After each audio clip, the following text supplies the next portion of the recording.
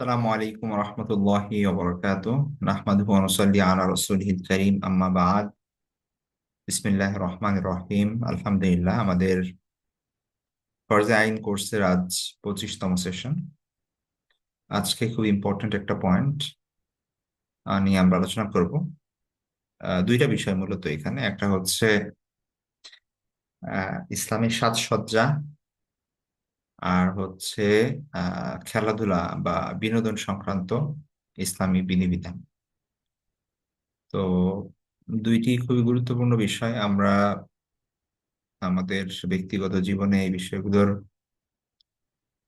প্রভাব রয়েছে, এবং সুতরাং এই বিষয়ে আমাদের জানা উচিত যে একটা মানুষের জন্য কতটুকু সাজসজ্জা গ্রহণ করা জায়েজ, এবং বিনোদন বিনোদনের জন্য আমরা যা কিছু করে থাকি সেগুলোর মানে খেলাধুলা হতে পারে বা অন্য কোনো অ্যাক্টিভিটিস, সেগুলোর ক্ষেত্রে ইসলামী মূলনীতি কি। তো প্রথমত দেখুন, একদম সাজসজ্জার ব্যাপারে যদি বলি, তো প্রথমত ইসলামের আহ আকীদাগত দৃষ্টিভঙ্গি থেকে, বিশ্বাসগত জায়গা থেকে আমাদের সবার এই বিশ্বাস যে আল্লাহ সুবহানাহু ওয়া তাআলা মানুষকে সর্বশ্রেষ্ঠ সর্বশ্রেষ্ঠ সৃষ্টি হিসেবে আল্লাহ সুবহানাহু ওয়া তাআলা এই পৃথিবীতে পাঠিয়েছে। তাই না? আমরা সূরা ৩-এর মধ্যে আহ সেই বিষয়ের সত্যায়ন পাই। এরকম আরো বিভিন্ন জায়গায় আল্লাহ রাসূল সাল্লাল্লাহু আলাইহি ওয়াসাল্লাম সেই বিষয়গুলো বর্ণনা করেছেন। সুতরাং প্রত্যেকটা মানুষ মানুষ হিসেবে, সে মানুষ হিসেবে সুন্দর তার জায়গা থেকে। সৌন্দর্যের দৃষ্টিভঙ্গি মূলত সৌন্দর্য একটি দৃষ্টিভঙ্গির পার্থক্য, দৃষ্টিভঙ্গিগত ব্যাপার। আপনি কোন জিনিসকে সুন্দর বলে থাকেন? আপনার কাছে হয়তো বা একটা জিনিস সুন্দর, অন্য আরেকজনের কাছে হয়তো বা সেটা অসুন্দর। একটা সমাজের কাছে, একটা জাতির কাছে, একটা দেশের মানুষের কাছে হয়তো এই ব্যাপারটাকে সুন্দর মনে হয়, কিন্তু অন্য একটা জাতি, অন্য একটা দেশ বা অন্য একটা কালচারে সেটাকে অসুন্দর বলা হয়। তো এটা ডিপেন্ড করছে মানুষের উপর। এগুলো খুবই সাবজেক্ট বিষয়, মানে এমন বিষয় না যে এটা মানে কোরআন হাদিসে বলা হয়েছে এই জিনিসটা সুন্দর এরকম। ঠিক আছে, সৌন্দর্যের যে বিষয়গুলো, তো মানুষ যুগে যুগে রূপচর্চা করেছে, সাজসজ্জা করেছে, যা তার মেইন উদ্দেশ্য ছিল নিজেকে সুন্দর করা, নিজেকে সুন্দরভাবে প্রকাশ করা। তো এইটাও কালচারাল। ঠিক আছে, আমরা এখন ধরেন আমাদের কালচারে যেভাবে সাজসজ্জা করা হয় সেটা একটা সময় ছিল না। আহ এটা কালচার টু কালচার আস্তে আস্তে এই জিনিসগুলো শিফট হয়। ঠিক আছে, তো রূপচর্চার বিষয় হয়তো বা আপনি আফ্রিকাতে গেলে সেখানে এক ধরনের পাবেন, আপনি যে মরক্কোতে গেলে সেখানে আরেক ধরনের পাবেন। তো এই বিভিন্ন বিষয় আছে এখানে। তো ওভারঅল যদি ইসলামের মৌলিক কোনো বিষয়ের সাথে এই জিনিসগুলো যদি ভায়োলেট না করে, তাহলে সাধারণত এই বিষয়গুলো জায়েজ।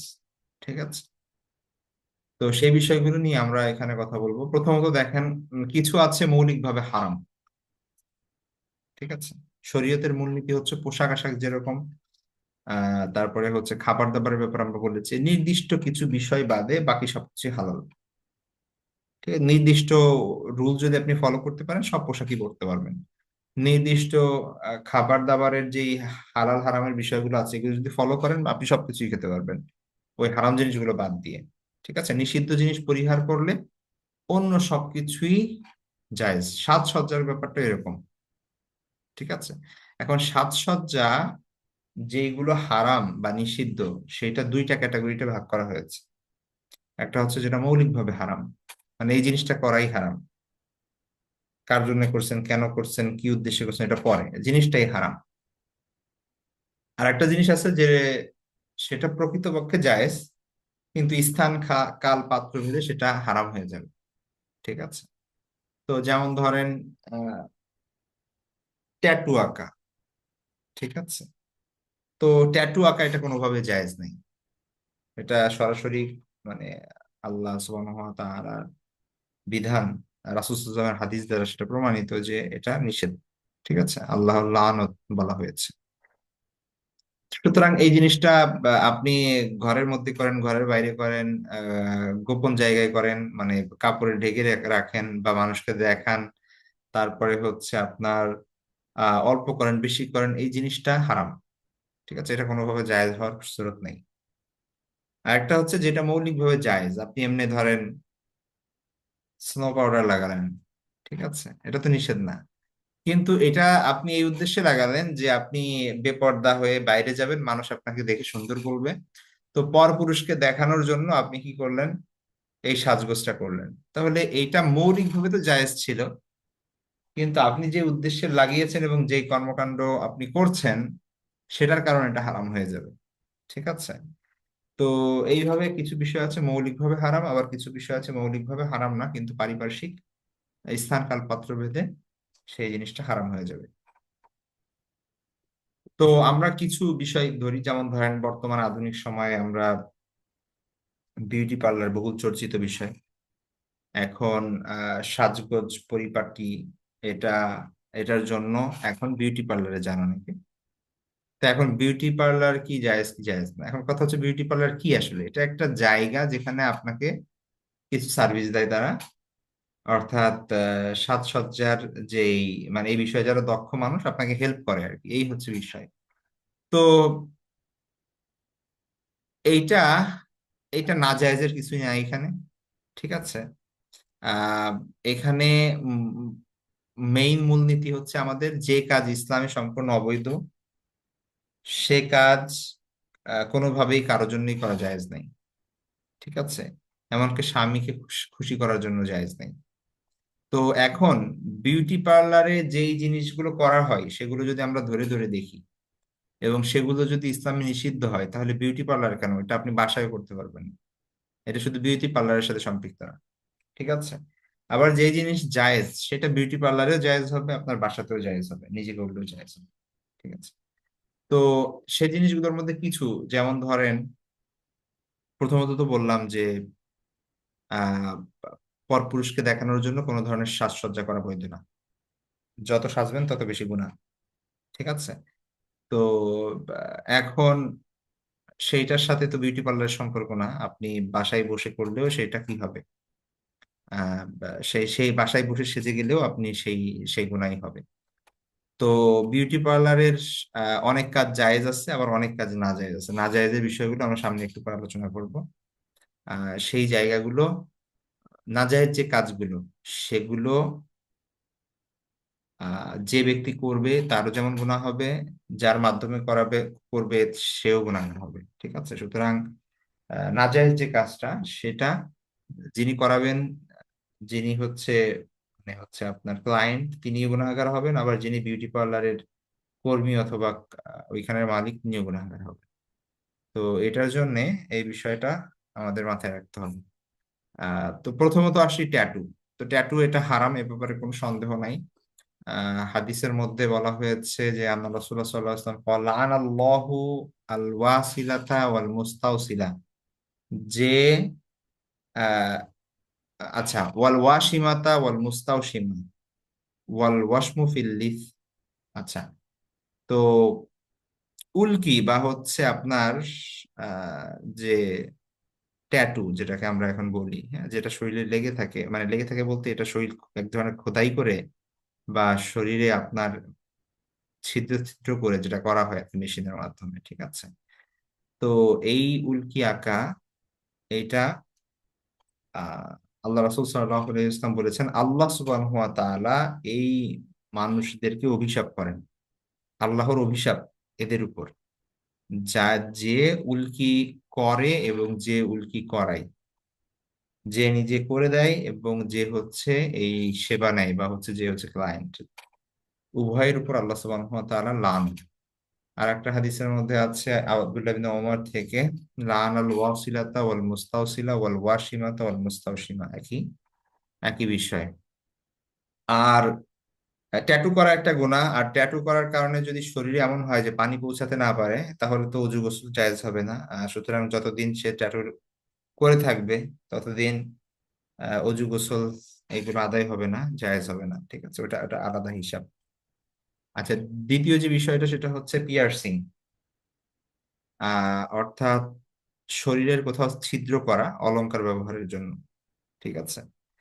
এখন আহ এইটা শুধুমাত্র নাকে এবং কানে। ঠিক আছে, নাকে এবং কানে স্কলাররা এই দুইটা জায়গায় বৈধ বলেছেন, যেহেতু সাধারণত এই দুই জায়গায় অলংকার নেওয়ার স্থান। ঠিক আছে, এই ছাড়া অন্য যে পিয়ার্সিং গুলো আছে সেগুলো জায়েজ হবে না। ঠিক আছে। তো এখন বিভিন্ন জায়গায় মানুষ কি করে, পিয়ার্সিং করে ভ্রুতে, তারপরে হচ্ছে ঠোঁটে, তারপরে হচ্ছে আহ আল্লাহ ভালো জানে। তো সেই জিনিসগুলো হচ্ছে আপনার বৈধ হবে না, শুধুমাত্র নাকে এবং কানে স্কলাররা সেটাকে জায়েজ বলেছেন। তো আর একটা বিষয় হচ্ছে, ছেলেদের জন্য তো সেটা কোনোভাবে জায়েজ না, এটা শুধুমাত্র পিয়ার্সিং এর বিষয় না। অনেক ছেলে কান ফুটায় বা হচ্ছে নাক ফুটায়, সেটা তাদের জন্য কোনোভাবে জায়েজ নাই। ঠিক আছে। আচ্ছা, চুল কাটা, চুল ছোট করা। চুল কাটা বা চুল ছোট করা, মহিলারা কি চুল ছোট করতে পারবে কিনা, চুল কাটতে পারবে কিনা? প্রথমত কয়েকটা মূল নীতি আছে, মৌলিক নীতিমালাগুলো আমরা জানি। এক নাম্বার হচ্ছে, সাধারণত মহিলারা চুল লম্বা রাখবে, অ্যাটলিস্ট এতটুকু লম্বা রাখবে যে সাধারণত মানে সে যে মহিলা সেটা বোঝা যায়। হ্যাঁ, এমন অনেক সময় হয় না যে এরকম অনেক সময় হয় যে একটা ছেলে বড় চুল রেখেছে, পেছন দিয়ে তাকে মহিলা মনে হচ্ছে। এখন তাকে মহিলা মনে হচ্ছে কেন? কারণ তার বড় চুল, তার মানে মহিলারা বড় চুল রাখে। তো এই যে যে একটা শেয়ার বা হচ্ছে নিদর্শন, এই নিদর্শনটা যেন বজায় থাকে, এতটুকু পরিমাণ অ্যাটলিস্ট তার লম্বা থাকা উচিত। ঠিক আছে। তো মহিলারা চুল লম্বা রাখবে। এখন এটা কোনো নির্দিষ্ট নিয়ম নাই যে 2 হাত হইতে হবে, 1 হাত হইতে হবে, মাজা পর্যন্ত হইতে হবে, আহ পিঠ পর্যন্ত কতটুকু হইতে হবে। এটা হচ্ছে যে সে যেন মহিলা, এই তার মহিলাত্ব বা হচ্ছে মহিলার যে তার যে স্বতন্ত্রতা, ঠিক আছে, এই স্বাতন্ত্র্য যেন বজায় থাকে। ঠিক আছে, মানুষ যেন কনফিউজ না হয় যে কি পুরুষ না মহিলা। তো এই এই যেন না হয়, এটা এটা এটা হচ্ছে এই লম্বা রাখবে এই পরিমাণ। দ্বিতীয় বিষয় হচ্ছে, এ পরিমাণ খাটো করবে না যে পুরুষের মতো হয়ে যায়। ঠিক আছে। 3 নাম্বার হচ্ছে, চুল কাটার ক্ষেত্রে বিজাতীয়দের অনুসরণ করবে না। আর হচ্ছে অর্থাৎ বিভিন্ন নায়িকা, তারপরে হচ্ছে এই ধরনের সেলিব্রিটি, তাদের স্টাইলে মানে বিভিন্ন ফলো করা, চুল ছোট বড় করা বা হচ্ছে বিভিন্ন স্টাইল করা, এই জিনিসগুলোর কথা বলা হয়েছে আর কি। কোনো গায়ের মাহরাম পুরুষের সাহায্য নিয়ে চুল কাটা যাবে না। আধুনিক সেলুনে, বিউটি পার্লার গুলোতে অনেক ছেলে চুল কেটে দেয় মহিলাদের। এটা তো মানে কি বলে, বেহায়াপনার একদম উচ্চ লেভেল। তারপরে 5 নাম্বার হচ্ছে, বিবাহিত নারীর চুল কাটতে তার স্বামীর অনুমতি লাগবে। ঠিক আছে, স্বামী যদি পছন্দ না করে যে আহ চুল ছোট তার ভালো লাগে না, মানে চুল কাটা তার পছন্দ না, তার পছন্দ হচ্ছে লম্বা রাখা, তো সেই ক্ষেত্রে স্ত্রী কি করতে পারবে না, কাটতে পারবে না। তো এই 5টা জিনিস, এগুলো যদি ফলো করা হয়, বাকি আপনি প্রয়োজনে আপনার চুল কাটতে পারবেন। ঠিক আছে, তাহলে সমস্যা নেই। অর্থাৎ যদি আপনার চুল বড় থাকে, তারপরে হচ্ছে মানে সামনের অংশ, মানে অনেকে আছে না যে চুল ভেঙে যায় অথবা বিভিন্ন কারণে একটু ছোট করতে চান, কিন্তু এই পরিমাণ বড় থাকে যে তার মহিলা, তিনি যে মহিলা সেটা বোঝা যাচ্ছে, এবং পুরুষদের মতো ছোট হয়নি, কোনো পরপুরুষের দ্বারা কাটেন নাই, এবং তিনি আহ তার হাজবেন্ডের অনুমতি আছে। তো এই বিষয়গুলো যদি ঠিক থাকে, তাহলে আশা করি জায়েজ হবে। ঠিক আছে।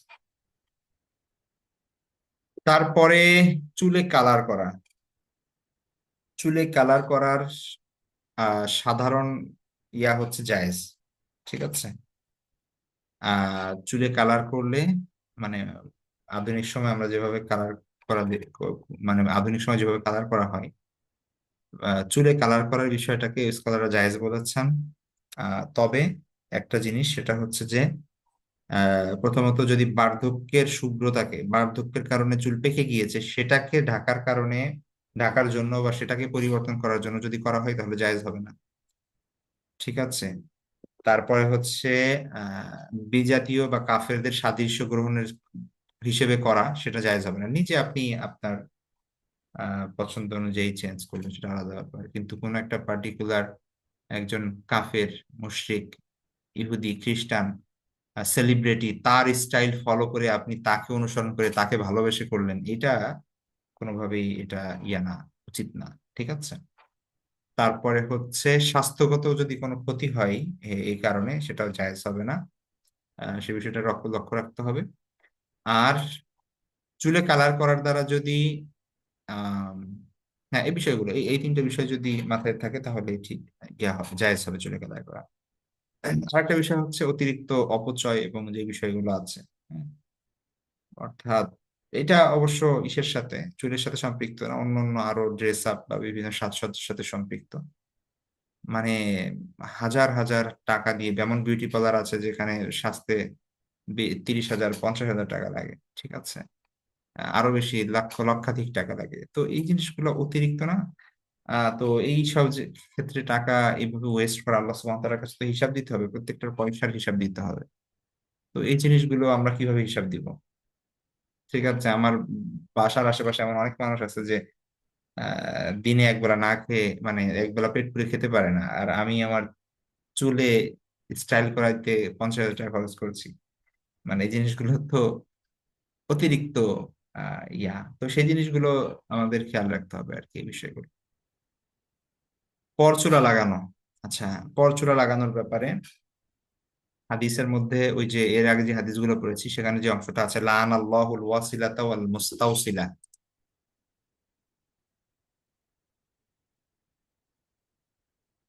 তো কি বলে, লান আল্লাহুল ওয়াসিলাতা ওয়াল মুস্তাওসিলা, আল্লাহ সুবহানাহু ওয়া তাআলা পরচুলা যে ব্যবহার করে আর যে লাগিয়ে দেয়, উভয়কে আল্লাহ সুবহানাহু ওয়া তাআলা লানত দিয়ে, উভয়ের উপর আল্লাহ সুবহানাহু ওয়া তাআলার অভিসম্পাত। ঠিক আছে। যে চুল লাগায় আর যে চুল লাগাইয়ে দেয়, উভয়ের প্রতি। এখন কোন পরচুলা অবৈধ? যদি অন্য কোনো মানুষের চুল হয়, ঠিক আছে, তাহলে সেটা জায়েজ হবে না।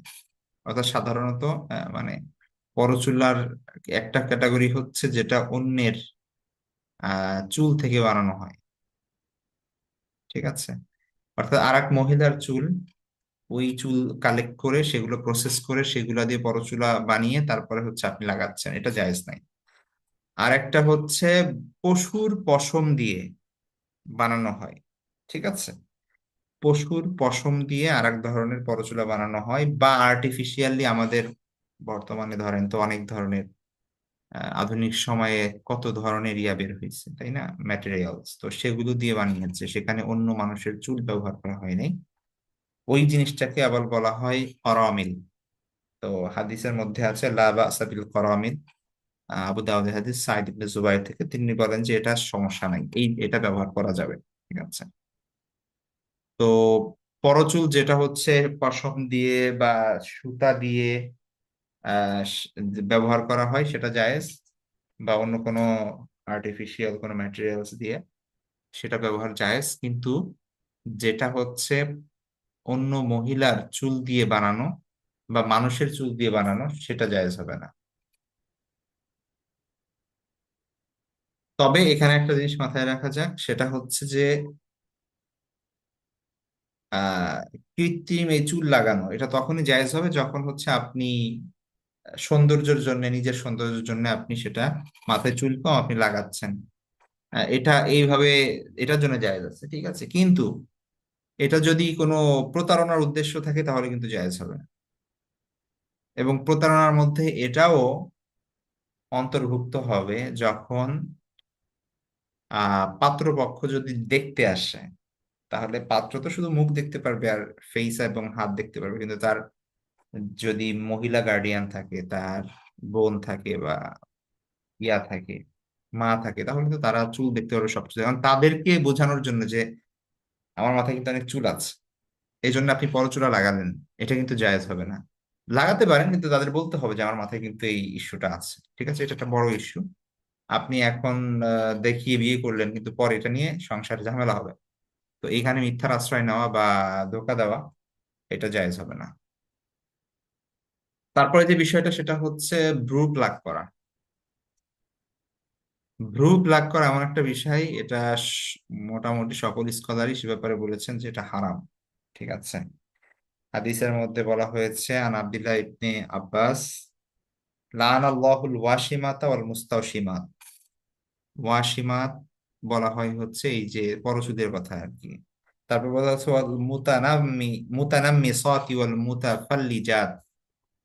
যে এখানে দেখুন, আর বাংলায় দেখুন আপনারা, যে প্রথমে বলা হয়েছে যে আহ প্রথমে যেটা ওয়াশিমা বলা হয়েছে সেটা হচ্ছে উল্কি অঙ্কন করা বা হচ্ছে ট্যাটু অঙ্কন করা। শরীরে যারা ট্যাটু অঙ্কন করে এবং যারা করান, এবং যে নারীদের উপর সেসব নারীদের উপর আল্লাহর অভিশাপ যারা চুল ভ্রু তুলে ফেলে। ঠিক আছে। আর এক ধরনের নারীদের কথা বলা হচ্ছে যারা দাঁত কেটে শুরু করে, দাঁতের মাঝে ফাঁক সৃষ্টি করে সৌন্দর্যের জন্য। ঠিক আছে, এদের সবার প্রতি আল্লাহর অভিশাপ। তো আগের দিনে ওই সময়ে একটা কালচার ছিল এরকম যে দাঁতের মাঝে মাঝে যদি ফাঁক থাকতো তাহলে এটাকে সৌন্দর্য ধরা হতো আর কি। এখন কি আমাদের এখানে সৌন্দর্য ধরা হয় নাকি দোষ ধরা হয় আল্লাহ ভালো জানে, কিন্তু সেই সময়ের কালচার এটাকে সৌন্দর্য সৌন্দর্য হিসেবে ধরা হতো। তো এই কারণে মহিলারা কি করতো, তাদের আহ, দাঁতের দাঁত কেটে সেখানে মাঝে মাঝে মাঝে মাঝে ফাঁকা রাখতেন। তো এই বিষয়গুলোকে আল্লাহ সুবহানাহু ওয়া তাআলা অভিসম্পাত করেন এদেরকে। তাদের মধ্যে ভ্রু প্লাক যারা করে, ভ্রু উঠিয়ে ফেলে, তাদের কথাও আছে। তো তো এই জন্য এটা কয়েকটা হাদিসেই আছে, আব্দুল্লাহ ইবনে আব্বাসের হাদিসে, আব্দুল্লাহ ইবনে মাসউদের হাদিসে। তো সুতরাং এই বিষয়টা সুস্পষ্টভাবেই হারাম। নখ বড় রাখা, এটা একটা বিষয়, অনেকে স্টাইল করে বা সৌন্দর্যের জন্য এই জিনিসটা করেন। তো প্রথমত এইটা আল্লাহ রাসূল সাল্লাল্লাহু আলাইহি ওয়াসাল্লামের যে প্রতিষ্ঠিত সুন্নাহ আছে তার বিপরীত, সুন্নাহ বিরোধী। তো যেরকম ধরেন, আমরা জানি যে শরীরের অবাঞ্ছিত লোমগুলো কেটে ফেলতে হয়, তাই না? এটাও সুন্নাহ। কিন্তু এখন যদি কেউ না কাটে, এটা যদি ধরেন বড় করে, তাহলে এটা যেরকম কি বলে মাকরুহে তাহরিমি, মাকরুহে তাহরিমি মানে হচ্ছে গুনাহ হয়ে যাবে আর কি। ঠিক আছে। তো তেমনি ভাবে এরকম কেউ যদি মোচ কাটা, এটা হচ্ছে সুন্নাহ। এখন কেউ যদি মোচ না কেটে লম্বা করে, এখন এই জিনিসগুলাকে আহ মানে সুস্পষ্ট সুন্নাহ বিরোধী এবং মানুষের তবিয়ত বা নেচারের বিরোধী। ঠিক আছে। এখন সার্টেন একটা কালচারে এটা করা হয় দেখি আমি সেটাকে ফলো করব, এটা তো জরুরি না, তাই না? তো এটা এই বিষয়ে সাবধান থাকতে হবে। ঠিক আছে। তো নখ বড় রাখা এটাও এরকমই, মুচ বড় রাখার মতো বা অন্যান্য যে বিষয়গুলো আছে সেগুলোর মতো। তো সেই জিনিসগুলো আপনার কি করতে হবে, সকল নবীদের যেই ফিতরাত ছিল এই জিনিসগুলো তারা ফলো করতেন। খতনা করা, তারপরে অবাঞ্ছিত লোম পরিষ্কার করা, নখ কাটা, তাই না, গোঁফ খাটো করা, এগুলো। এখন এই জিনিসগুলো এটা সবার জন্যই সুন্নাহ। ঠিক আছে। এবং সুন্নাহ একটা আছে যে অপশনাল, এটা কিন্তু অপশনাল না। অর্থাৎ এটা এটা করা এটা আপনার পবিত্রতার জন্য জরুরি। নখ যদি এমন বড় হয়ে যায় যেখানে হচ্ছে আপনার ভেতরে পানি পৌঁছছে না, তখন কিন্তু এইটা হয়ে যাবে, তার কিন্তু নামাজ অজু শুদ্ধ হবে না। ঠিক আছে। তো এই হচ্ছে বিষয়। পারফিউম, এটা অলরেডি বলা হয়েছে, তারপরেও বলে রাখি, নারীদের সুগন্ধি ব্যবহার করা এটা জায়েজ, তবে সেটা তাদের নিজস্ব পরিমণ্ডলে, যেখানে অন্য কোনো নন মাহরাম আহ আসবে না। ঠিক আছে, বা আসার সুযোগ নেই। ঠিক আছে, সেই জায়গায় কিন্তু পাবলিক প্লেসে যাওয়ার জন্য, তার অফিস, তার স্কুল, মার্কেট, বা এমনি বাহিরে যাওয়ার জন্য, বেড়াইতে যাওয়া, অন্য কারো বাসায় যাওয়া, এই সকল ক্ষেত্রে সে সুগন্ধি ব্যবহার করতে পারবে না। বরং এটা এটা মানে হারাম, এত বড় হারাম। ধরেন শুকুরের মাংস খাওয়া যেরকম হারাম, এটা তেমন হারাম। মানে এটা কোনো এমন না যে আপনার এখানে ইয়া আছে, ঠিক আছে, আমরা অনেকে মনে করি যে আমরা আমরা নিজেরা ভাগ করে নিয়েছি যে এই জিনিসগুলো হচ্ছে বেশি বড় হারাম, এগুলো আমরা করি না। আবার যেমন ধরেন মদ খাওয়া, শুকর খাওয়া, আপনি যদি কাউকে জানেন যে আপনার বাসায় একজন লোক আসছে, এই লোক মদ খাই শুকর খাই, তাহলে আপনার কেমন অবস্থা হবে, আপনি কি মনে করবেন? ঠিক আছে, ওই লোকটাকে তো ঘর থেকে বের করে দিবেন পারলে। কিন্তু আপনার বাসায় দেখা যাচ্ছে যে গীবত হচ্ছে, মিথ্যা বলা হচ্ছে, আপনি হয়তো বা অনেক ক্ষেত্রে মানুষকে ধোঁকা দিচ্ছেন, বা আপনি নিজে গীবত করছেন, এগুলাকে কিচ্ছু আসে যায় না। কিন্তু আপনি কি জানেন যে গীবতটা অনেক মানে অন্য অনেক দৃষ্টিভঙ্গিতে মদ খাওয়া থেকে বেশি ক্ষতিকর এবং বেশি হারাম। মানে যদি হারামের তো আসলে কোনো মেজারমেন্ট নাই যেটা মাপতে পারবেন, এটা এত পার্সেন্ট হারাম আর এটা এত পার্সেন্ট হারাম। সব তো হারাম, যেটা সেটা তো হারামই।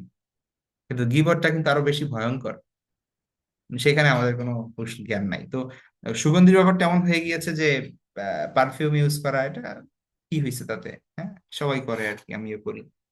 তো এটা কিন্তু খুব সিরিয়াস বিষয়। আল্লাহ সুবহানাহু ওয়া তাআলা বলেছেন যে এরা হচ্ছে মানে যেই সব নারী মসজিদে সুগন্ধি ব্যবহার করে আসেন, আল্লাহ রাসূল সাল্লাল্লাহু আলাইহি ওয়াসাল্লাম তাদের ব্যাপারে বলছেন যে এরা হচ্ছে ব্যভিচারিণী, এরা জিনাগারী।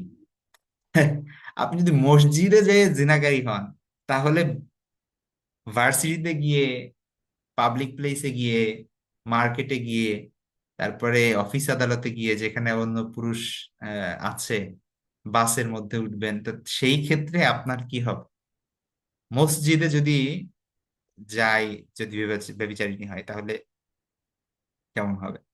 তো এটা খুব সিরিয়াস একটা বিষয়, ঠিক আছে। প্লাস্টিক সার্জারি অনেকে, আমাদের দেশে যদি এটা কম, কিন্তু আহ এটা ইসের ক্ষেত্রে মানে পশ্চিমা কালচার এটা অনেক বেশি, এবং সেটা আমাদের দেশেও আস্তে আস্তে আসছে। হ্যাঁ, মানুষ সৌন্দর্য বর্ধনের জন্য প্লাস্টিক সার্জারি করে, অনেকে শারীরিক ত্রুটি নিরাময়ের জন্য প্লাস্টিক সার্জারি করেন। তো প্লাস্টিক সার্জারি দুই ধরনের হয়ে থাকে, একটা হচ্ছে মানে মেইনলি প্লাস্টিক সার্জারি যেটা, আর একটা হচ্ছে কসমেটিক সার্জারি। ঠিক আছে, তো একটা হচ্ছে শারীরিক কিছু ত্রুটি থাকে মানুষের, যেমন হইতে পারে যে পুড়ে গেছে বা আঘাত পেয়েছে শরীরে, ঠিক আছে, অথবা অপারেশন হয়েছে, ক্ষত হয়ে গিয়েছে এমন অবস্থায়, অথবা তার ঠোঁট কাটা, হাতের তালু কেটে গিয়েছে, অতিরিক্ত আঙ্গুল, আহ অতিরিক্ত জন্মগত ত্রুটি হয়ে গিয়েছে। ঠিক আছে, এই জিনিসগুলো সারার জন্য, ঠিক করার জন্য আপনি প্লাস্টিক সার্জারি করবেন। ঠিক আছে, সেই পোড়া জায়গা, সেই আঘাতজনিত জায়গা, তারপরে হচ্ছে সেই জিনিসগুলো ঠিক করার জন্য আপনি কি করতে চাচ্ছেন, প্রয়োজন অনুযায়ী আপনি এই শারীরিক ত্রুটি সারাতে সার্জারি করছেন, তো সেই সার্জারিকে আহ ফকিহগণ সেটাকে বৈধ বলছেন।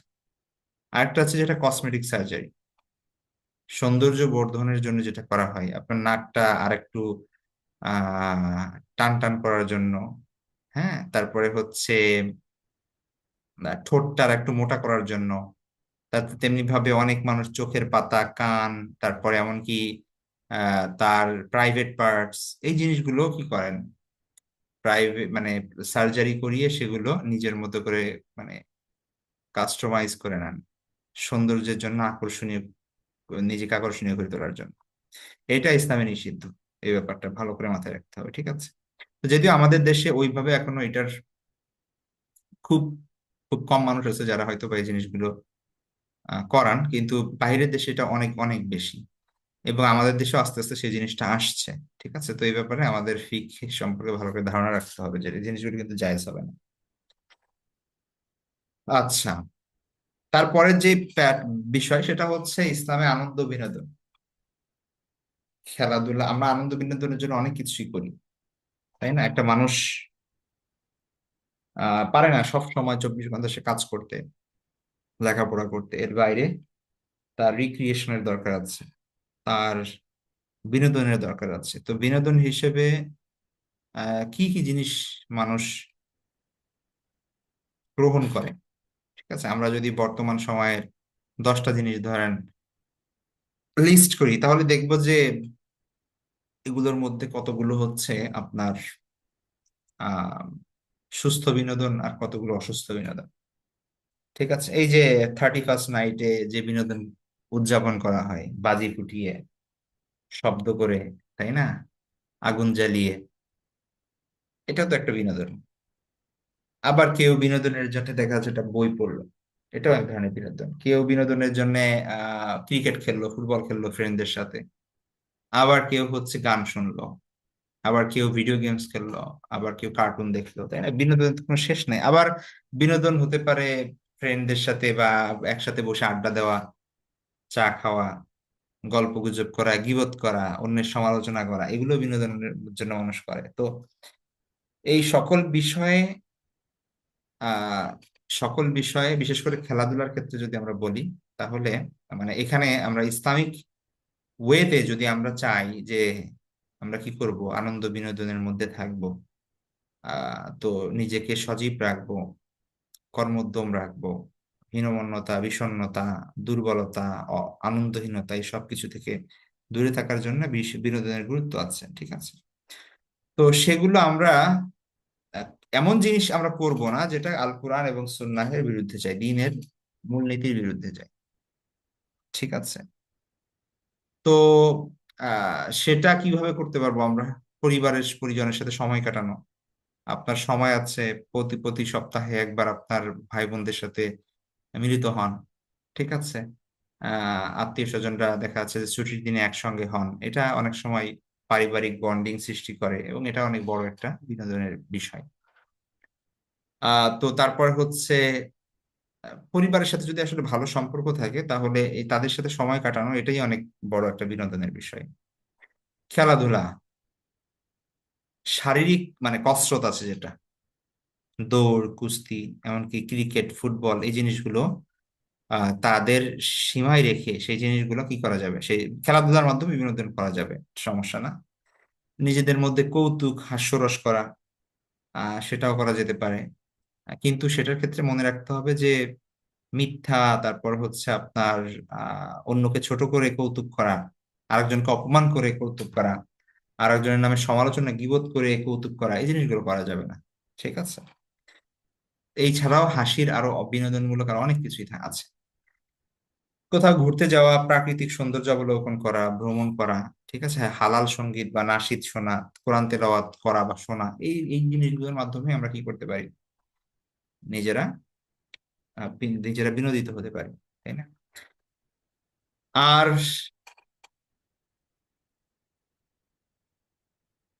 দুইটা জিনিস মনে রাখতে হবে, একটা হচ্ছে কৌতুক করতে গিয়ে বা অন্য যে কোনো ওয়েতে একসঙ্গে গল্প করতে গিয়ে, সময় কাটাতে গিয়ে যেন কারো মনে আঘাত না হয়, এবং গীবত সমালোচনা না করা হয়। আর একটা হচ্ছে মেয়েদের জন্য পর্দার জন্য কোনো খেলাফ না হয়, হ্যাঁ, সেটা খেয়াল রাখতে হবে।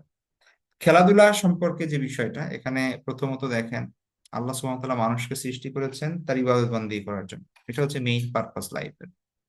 তো ইবাদত বন্দেগী যেন আপনি সুষ্ঠুভাবে করতে পারেন, সুন্দরভাবে করতে পারেন, লাইফের অন্যান্য সকল কিছু তার উপর ভিত্তি করে, মানে সেইটার জন্যই মূলত কাজ করবে। আপনি খাবার দাবার খাবেন যেন আপনি নামাজ পড়ার শক্তি অ্যাটলিস্ট আপনার থাকে, তাই না?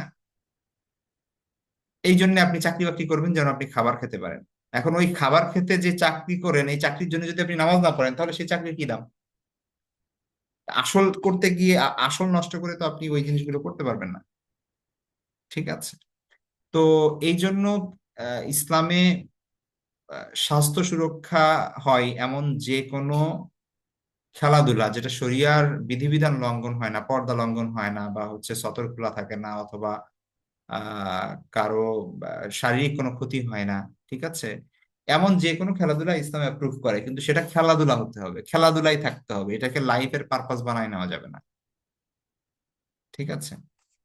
তো কিছু মূলনীতি আমরা মনে রাখবো এখানে। এক নাম্বার হচ্ছে খেলাধুলাকে জীবনের লক্ষ্য উদ্দেশ্য না বানানো। আপনার লাইফের ক্যারিয়ারই হচ্ছে খেলাধুলা, এটা কোনো ক্যারিয়ার না। লাইফের মেইন কাজই হচ্ছে যে আপনি বল পিটাবেন ব্যাট দিয়ে, এর আপনার লাইফের মেইন উদ্দেশ্য এটা, ঠিক আছে? এটা হবে না। প্রথমত বিষয় যেটা, সেটা হচ্ছে এখানে একটা জিনিস যেটা কাজ করে, সেটা হচ্ছে যেই বিষয়ে, যেইখানে যত টাকা থাকে মানুষের চাহিদা ওই ওই জায়গায় বেশি থাকে। এখানে খেলাধুলা আসলে কোনো বিষয় না। খেলাধুলা যারা করে তারা যদি কেউ সরকারি পৃষ্ঠপোষকতা না পেত, মানুষের যদি সাপোর্ট না পেত, তারা যদি সেলিব্রিটি না হতো, আর তারা যদি টাকা ভালো ইনকাম না করতো, তাহলে কার খেয়ে দেয়ে কাম আছে সারাদিন এই ব্যাট বল নিয়ে পড়ে থাকতো? কেউই এটা করতো না, কেউই করতো না। এই কারণেই সেখানে যাওয়া হয়, যেখানে সেখানে ফেম আছে, মানুষের পরিচিতি আছে, আবার আরেকটা হচ্ছে টাকা পয়সা আছে। এই জন্যই মূলত সেখানে সবকিছু, তাই না?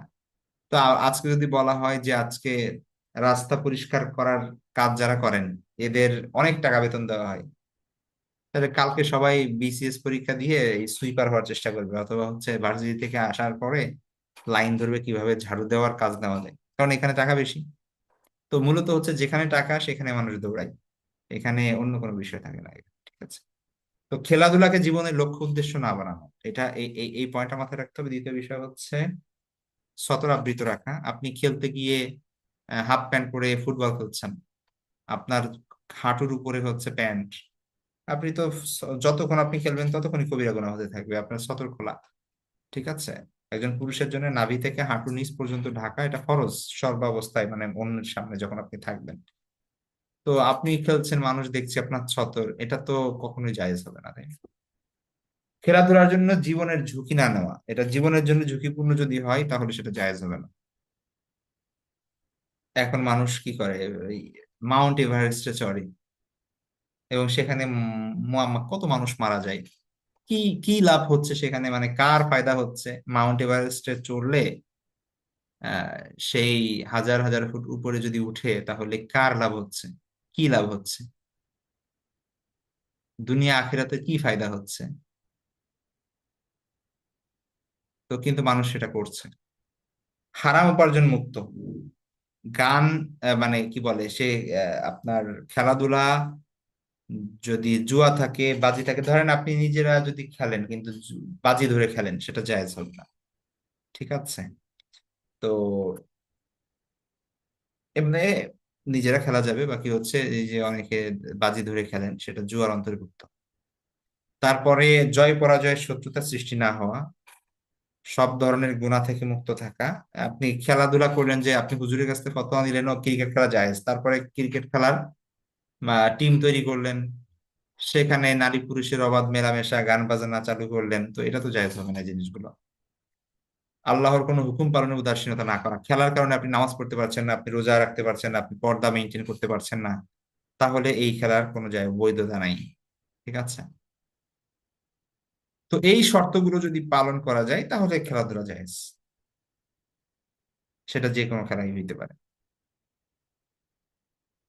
আচ্ছা, আর একটা জিনিস হচ্ছে জিমনেশিয়াম, জিম করি আমরা অনেকে। ঠিক আছে। এটাও জায়েজ আছে, তবে খেয়াল রাখতে হবে, সেটা হচ্ছে যে এটা শরীর চর্চা মূলত, শরীর চর্চা করা জায়েজ না, বরং এটা আপনার উৎসাহিত করা হয়েছে অনেকভাবে।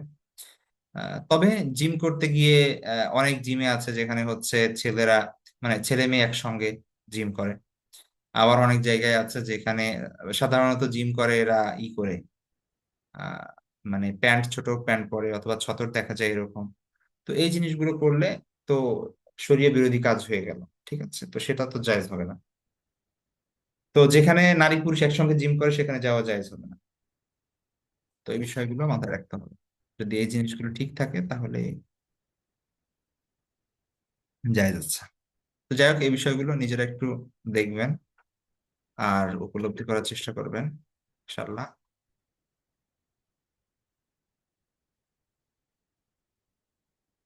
আচ্ছা, যিনি প্রশ্ন করেছেন যে চুলে ব্ল্যাক করা যাবে কিনা, না, চুলে ব্ল্যাক করা যাবে না।